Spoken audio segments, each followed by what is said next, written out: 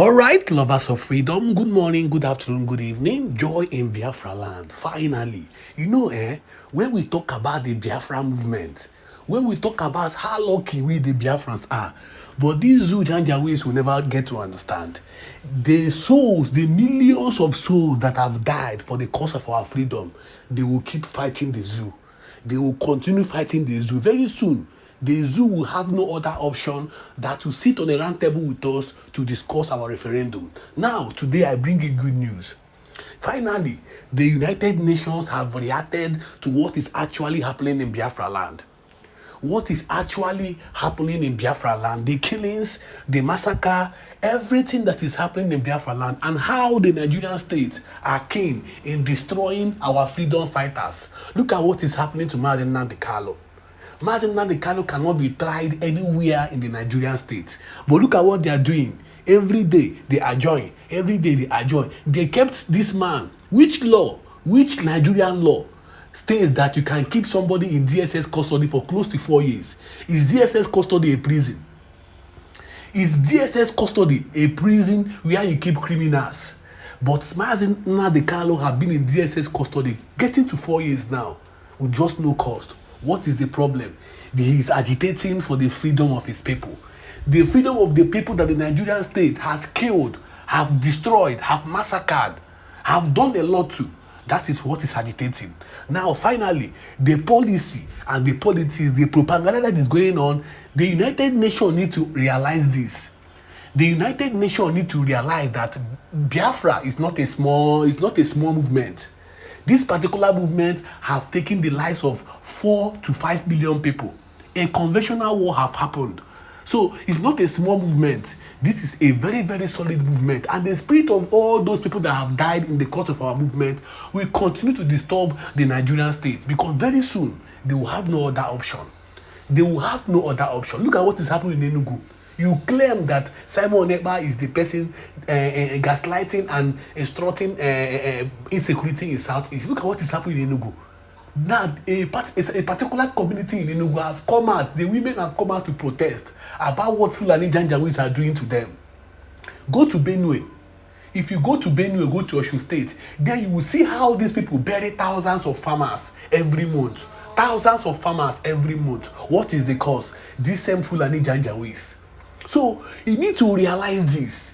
We have nothing to do with the Nigerian state. If you are saying, okay, we should keep quiet, very soon these people will penetrate our land. Even you that is talking about keeping quiet, you will not be able to go back to your homes. That is their plan.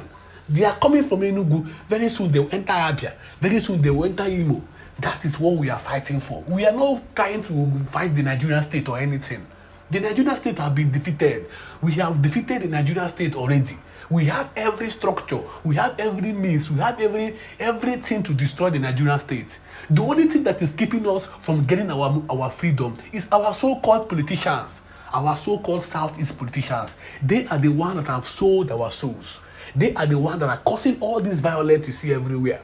They are the ones that came together. These Southeast politicians, they came together and they signed a petition that made the Finnish government detain Simon Ekpa in Finland.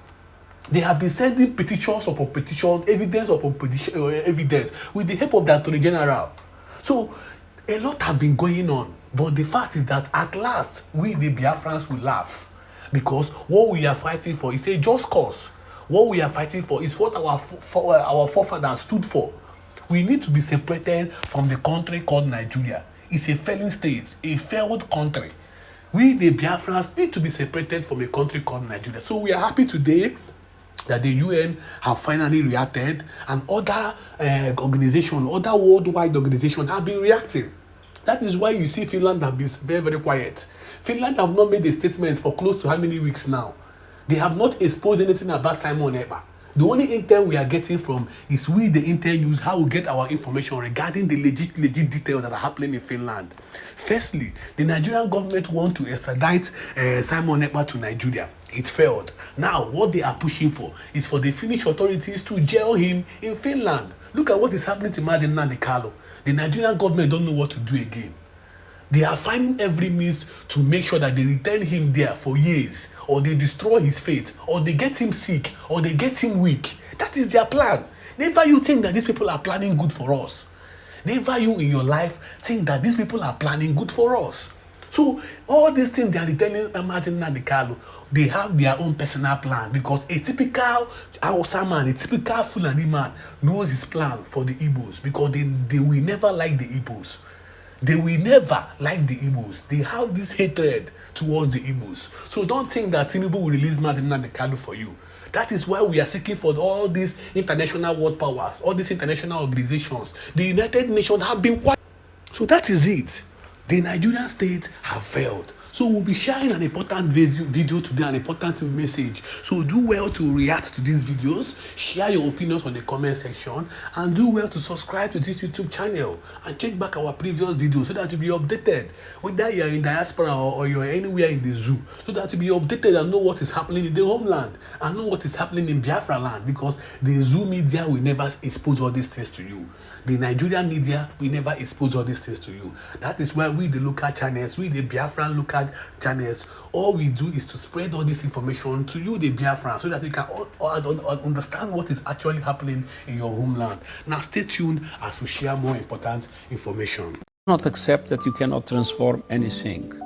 Look at the impact that youth movements have had in the world, with fundamental changes that took place afterwards. So, if we want to change the world, we need to fight. If we want to change the world, we need to unite, we need to mobilize, we need to fight for a better future for all, and that means to fight those that want to keep things as they are, because they serve their interests, but in a way that would put into jeopardy the perspective of the future of our planet and of the well-being of the people. I feel so empowered by what you've just said about collaboration, coming together, fighting for the things that we believe in, and I think that's a beautiful message that you've left us with, and I really appreciate that. That's what we have today is inevitable. Do not accept that you cannot transform anything. Look at the impact that youth movements have had in the world, with fundamental changes that took place afterwards. So, if we want to change the world, we need to fight. Now what we have today is inevitable. Let me rewind it. Do not accept that what we have today is inevitable. Do not accept that you cannot transform anything. Do not accept that you cannot transform anything. Antonio Guterres is talking. He is the president, the Secretary General, overall chairman of the United Nations.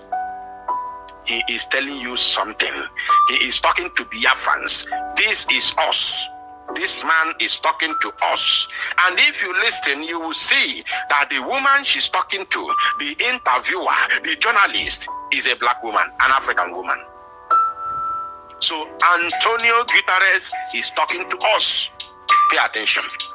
Look at the impact that youth movements have had in the world, with fundamental changes that took place afterwards. So, if we want to... Did you hear that? He said, look at the impact.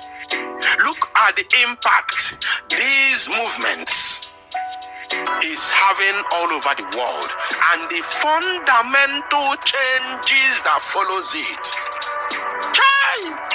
You think they don't know? You think they don't know? They know. Listen to it once again. Look at the impact that you... Look at the impact. Very, very...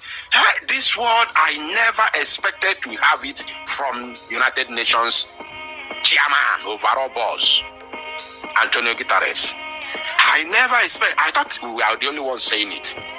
I never expected. If you hear this type of statement from United Nations, my brother, Kwechiri, Kwechiri CK, opening Akubu 1 naira before May 2 naira. Sorry, God forbid for using that word. Opening Akubu 1 ejema, tunye 2 ejema, Kwechiri CK, based on the stupidity of the Judah Abbas and the Senate. Kwechiri The United Nations now, so pay attention. The impact that youth movements have had in the world with funding cannot transform anything. Look at the impact that youth movements have had in the world with fundamental changes that took place afterwards. So you see that? Look at the impact that these movements are bringing all over the world and the fundamental changes that follows it. That word, Bagam, no be everybody who is listening. Now let's continue. So, if we want to change the world, we need to fight. Did you hear that? If we want to change the world, we need to fight. And I go back eba. Call on the Biafra Liberation Army aka.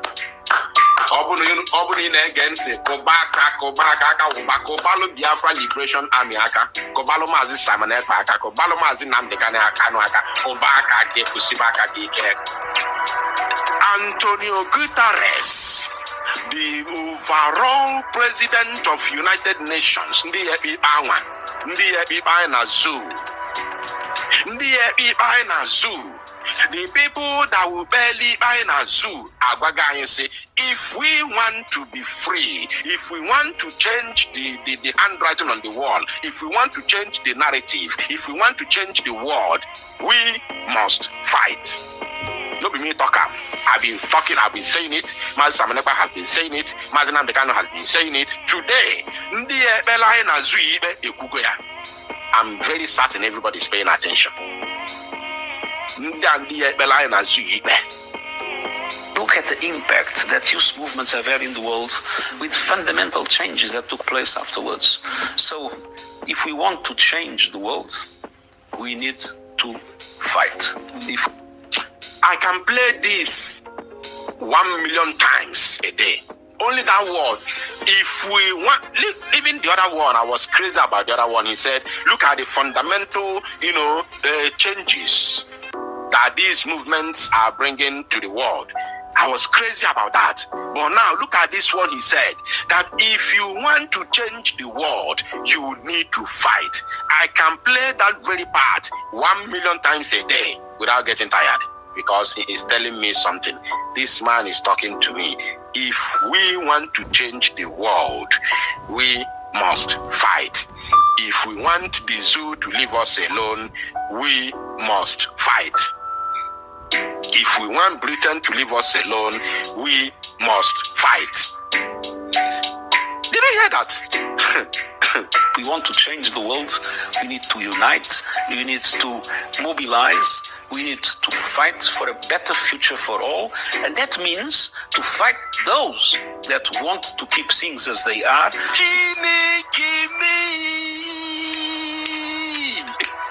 This one has broken the camel's back. He cannot say it better than this again. He cannot say it better than this. Did you hear that? Did you just hear that?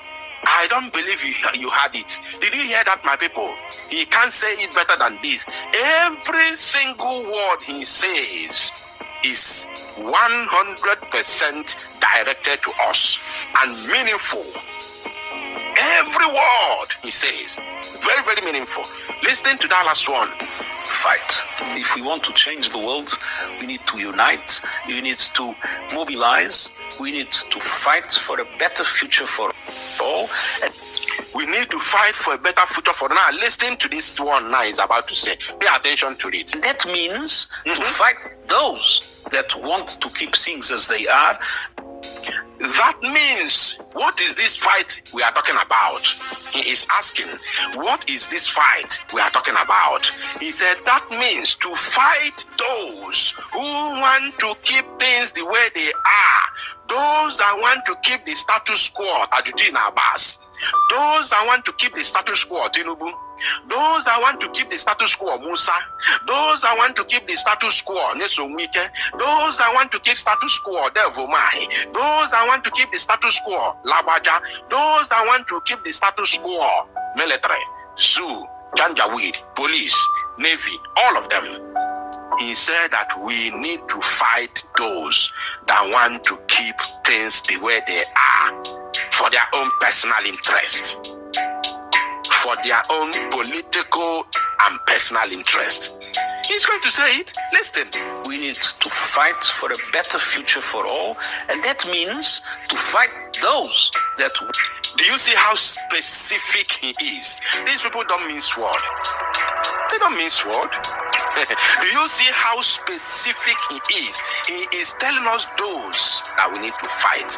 Those who want to keep things the way they are for their personal and political interest. Pay attention. For all, and that means to fight those that want to keep things as they are because they serve their interests, but in a way that would put into jeopardy the perspective of the future of our planet. Hey! It don't finally happen. Those that want to keep things the way they are, that jeopardizes the future of, that jeopardizes our future. Those that want to keep the status quo and jeopardize our own future, and jeopardize the future of your children, jeopardize the future of your generations unborn. He said that we must mobilize, we must unite, we must fight those that want to keep the status quo, that we jeopardize our future and the future of our upcoming generation. The person who is talking is the person who will sit on top of his own bench and judge the matter between Biafra and the Zoo. He's the one telling us. You know, yesterday we were dealing with the African Charter because of the, the directive from the office of the Prime Minister. Today, we have taken it from African Charter to United Nations. And why did we take it to United Nations? We have taken it to United Nations because people are sitting down somewhere in Abuja creating laws to criminalize the Biafra people. To criminalize anybody who dares talk about freedom. So we have taken it to United Nations to let them know that those who are going to sit in that chamber to judge our case are the ones telling us to go ahead and fight. And he didn't say fight a breeze. He has told us the people we are going to fight against. This is the dagger. This is the straw that breaks the camel's back. You can't fight it. You can't fight this truth. You can't fight this honest truth. Let's listen to him. Things as they are because they serve their interests, but in a way that would put into jeopardy the perspective of the future of our planet and of the well-being of the people. And the well-being of the people. Hey! This is the first time I'm coming across this type of statement and interview from the chief of the United Nations, the chairman, the overall boss of the United Nations. The first ever time. Unbelievable. He didn't say we should agitate. This man never used any word less than fight. He didn't say we must protest. He didn't say we must agitate. He didn't say we must refuse. He didn't say we must reject. He said we must fight. That word is very, very simple. It's only one word. We must fight. And if the United Nations tells you to fight, who are you to say it is against the law? If the United Nations tells you to unite, who are you to say it is against the law? If the United Nations tells you to fight, who are you to say you will go to 25 years imprisonment? Who are you? Who are you to say no? These are the people that will judge our case with Nigeria. Now, let's listen to the end and then I'll play another video for you. And also, with that kind of word, that man is saying, because this girl wants the freedom of Africa. This girl wants Africa to be free. You see how she smiles You see the smile. Can you see the joy? Because she wants Africa to be free. Whether she lives in America, whether she lives in UK, whether she lives in Switzerland, she knows that she's an African. Whether they're born